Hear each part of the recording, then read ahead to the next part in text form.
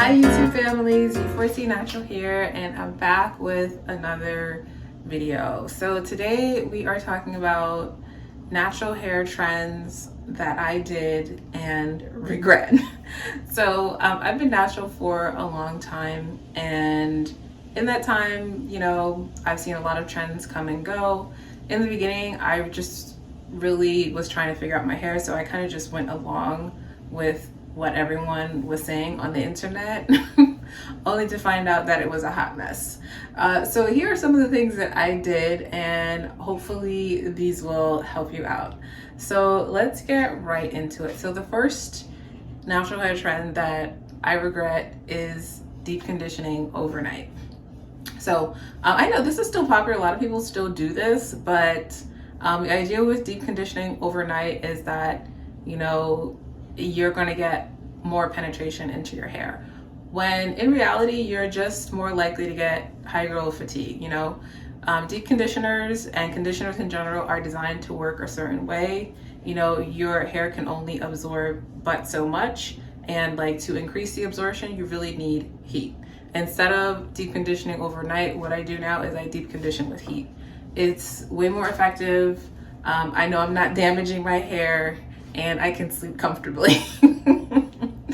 So deep conditioning overnight, I'm not sure why I thought this was a good idea, but it wasn't. And I think ultimately I probably did get some damage from doing that. So deep conditioning overnight, it's a no-no in my book. So number two, I'm gonna say, is washing frequently. So again, everyone is different, and I guess there's just a certain amount of trial and error for you to figure out what works for you. But for me, washing frequently is not it. And when I say I've tried every hair frequency, I promise you I have. So before I cared about my hair, I used to wash once a week. That was just what I did since birth. That was just my routine. When I started to get into hair care, I tried washing 2 to 3 times a week. I tried daily washing. I tried co-washing. And I think I stumbled upon washing less by mistake. My life was just so busy and so crazy that I just didn't have time. And then I started stretching my wash days, strictly because I didn't have the time. And then I realized, oh my God, my hair is so much better. It was crazy. And then since then, I've just realized, okay, this is what works for me. So washing frequently, in my book, complete waste of time, highly damaging for my hair. I know it works for some people, but I have fine, fragile 4C hair. It is not it for me. And it's just one thing that I regret. The next thing I'm gonna say is ACV Rinses. Now, before I get, everyone coming after me, I'm not saying that ACV Rinses are bad. I'm just saying that I wish that I didn't do them to my hair. So ACV rinse, just like with baking soda, or when you're dealing with any kind of pH which is outside of the normal range for hair, which is 4 to 5,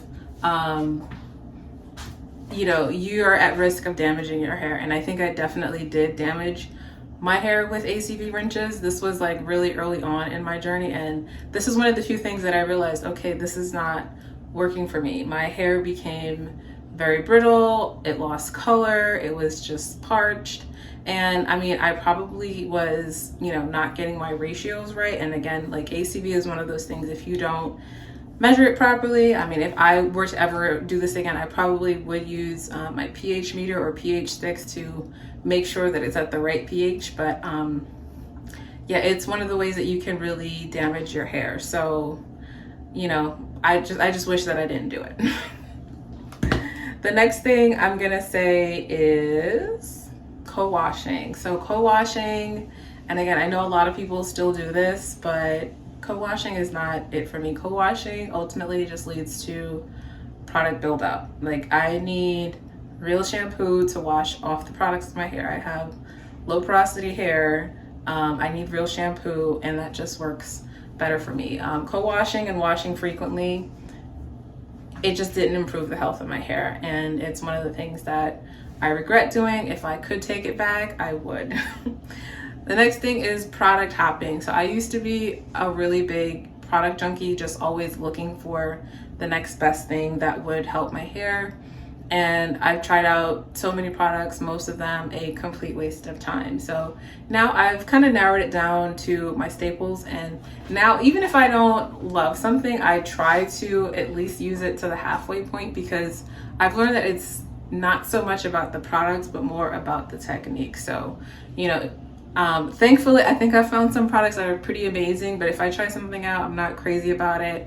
I'll try to, you know, see what I can do with it. I don't just like hop to the next product, especially if it's something that I feel has good ingredients. I just work with it until it's done, and then if I don't like it, I won't buy it again.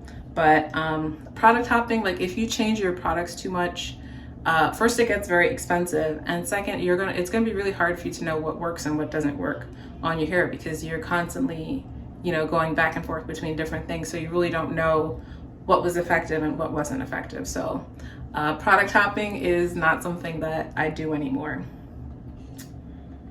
The next thing I'm gonna say is the Denman Brush. So the Denman Brush, I know it's beloved by many naturals, and that's what a lot of people use to define their curls. And I think when I first bought it, it was, you know, for the purpose of defining my curls. So first, it did not work for that purpose. And I found that I had a lot more split ends. Like it was just too harsh for my hair. So I do use a tangle teaser now.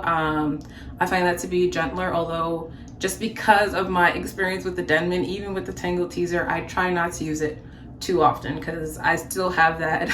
I've been slightly scarred by the Denman brush. So I mostly finger detangle, and I do use the tangle teaser depending on how I'm styling my hair.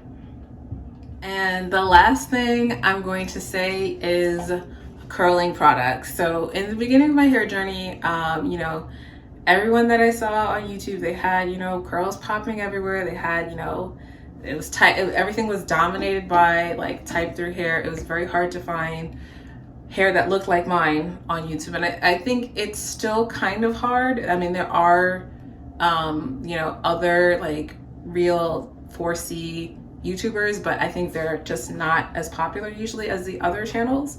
But you know, you can find the information now. But back then I just thought maybe I was doing something wrong. That's why my hair wasn't curling. I was doing something wrong. I didn't have the right products. So I tried 1,000,001 curl products. And I think but when I finally realized, okay, like my hair just doesn't do this, I kid you not, and don't laugh at me. I kid you not, but I finally like said, okay, this is just not what my hair does, is when my daughter was born, okay? My daughter was born, and you know, everyone has that baby hair. It's like a little bit curlier, but like as she got to be a little bit older, I would say like when she was like 2, her hair like when it's dry, it looks more like mine. But you know, when you wet it, just curled on its own. Like you didn't have to do anything to it. So she has 4A hair, it just curled on its own. And I was like, oh, okay.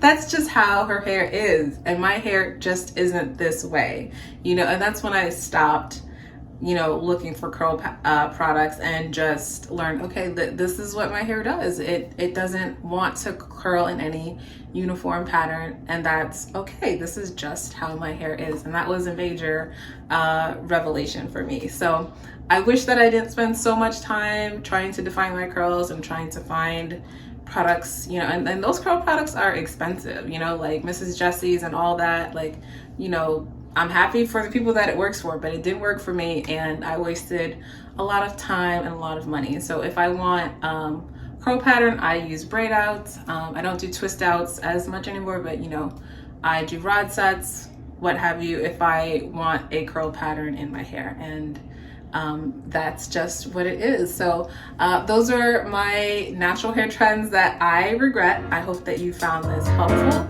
If you did, please like, share, and subscribe.